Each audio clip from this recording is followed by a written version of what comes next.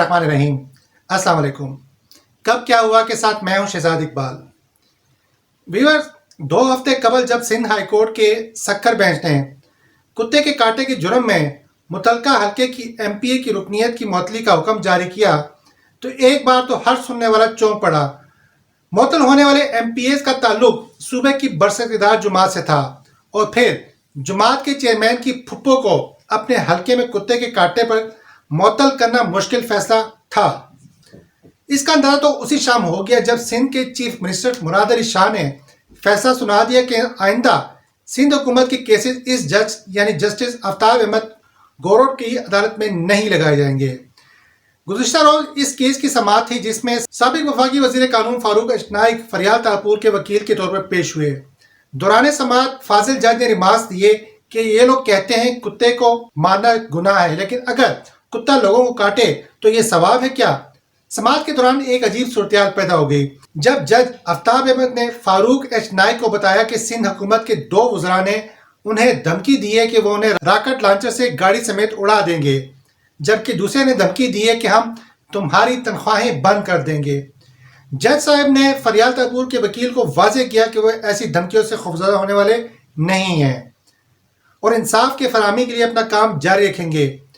जज ने यह भी वाज़ेह किया कि हमारी तनख्वाहें आपसे नहीं आती कि आप इन पर कदगन लगाने की धमकी दें, जिस पर फारूक एच नाइक ने मुतलका जज से माफ़ी मांग ली। सिंध की तारीख में आसिफ अली जरदारी के इक़्तिदार में अदलिया के दामन पर खून के छींटों की कहानियां नई बात नहीं है।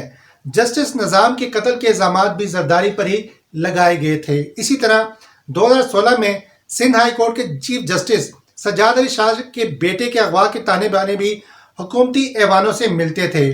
वकीलों, पुलिस अफसरों और मुखालिफ गवाहों के नामों की एक लंबी फहरिस्त है जो ज़ाती पसंद नापसंद की भींट चढ़ चुके हैं। सिंध में पीपल पार्टी के मुसलसल 13 साल दौर इक़्तिदार के बाद लोग कुत्ते के कांटे से मर जाए और कोई पुरसाने हाल भी ना हो, और अगर कोई आगे बढ़कर सरजनिश करे या सिर्फ रुकनीत ही मुअत्तल कर दे तो अहले इक़्तिदार उसके गले पड़ जाते हैं। एक हाजिर जज को ऐसी धमकी देना साफ साफ निज़ाम अदल पर हमला है, जिसका नोटिस आला सतह पर लेना बहुत ज़रूरी है। क्योंकि हमारे यहाँ होता ये रहा है कि यहाँ अदारे को मजबूत नहीं किया जाते बल्कि नाम नहाद सियासतदानों को मजबूत किया जाता है, क्योंकि उनका ताल्लुक सियासी अशराफिया से होता है। वीवर, आप जानते हैं कि 18वीं तरमीम के बाद लॉ एंड आर्डर सूबाई हुकूमत की जिम्मेदारी है, ये उसका मामला है। अगर इन हालात में वाक़तन जज साहब के साथ कुछ हो जाता है तो सिंध हुकूमत अपने हालात के मुताबिक ही कार्रवाई करेगी। जहां धमकी देने वाले ही निज़ाम हुकूमत के करता धरता है, जिस तरह पंजाब में शहबाज शरीफ के खिलाफ एक धेले की करप्शन भी साबित नहीं की जा सकी। इसी तरह सिंध में पिछले 13 साल के हिसाब किताब का इल्म पीपल पार्टी के अलावा किसी को नहीं है। दुनिया की तारीख में यह छूती बात है कि किसी हुकूमत के सैकड़ों अफराद एहतसाबी निज़ाम नैब के रडार पर भी हों, फिर प्री बारगेन कर लें और फिर वापस हुकूमती निज़ाम का हिस्सा भी बन जाए। विवर्स, बात सिर्फ सिंध तक महदूद नहीं है। रियासती निज़ाम और सियासतदानों के नवाजे के बहुत से जज साहिबान जस्टिस आफ्ताब अहमद की तरह भरी अदालत में अपना इस्तिक़लाल नहीं दिखा पाते। कई एक अपनी इज्जत, नाम, बीवी बच्चों और ओहदे की खातिर खामोश फैसले कर देते हैं। ये ऐसे कानूनी रास्ते बदल देते हैं कि अदालत में सियासत की झलक नजर आने लगती है। आज chief justice Lahore high court ने एहतसाब अदालत के 3 जज साहिबान को जो ख्वाजा आसिफ और दीगर के केसेस की समाअत कर रहे थे, अचानक जनूबी पंजाब ट्रांसफर कर दिए।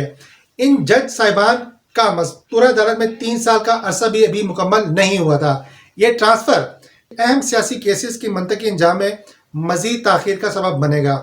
इस हवाले से चीफ जस्टिस के दामाद का नाम भी लिया जा रहा है, जो यकीनन कोई अच्छी मिसाल नहीं है। अरशद मलिक की मिसाल और केस अभी सबको अच्छी तरह याद है। हमजा शहबाज की जमानत पर नवाज शरीफ की तरफ से मुतलका जज को नापसंदीदगी का पैगाम भेजा गया, जिसका लाजमी असर अब शहबाज शरीफ की जमानत के केस पर भी पड़ेगा। विवर, जब तक निज़ाम से ऐसी वफादारियों का जहन निकाल नहीं दिया जाता, इंसाफ होता नजर नहीं आ सकता।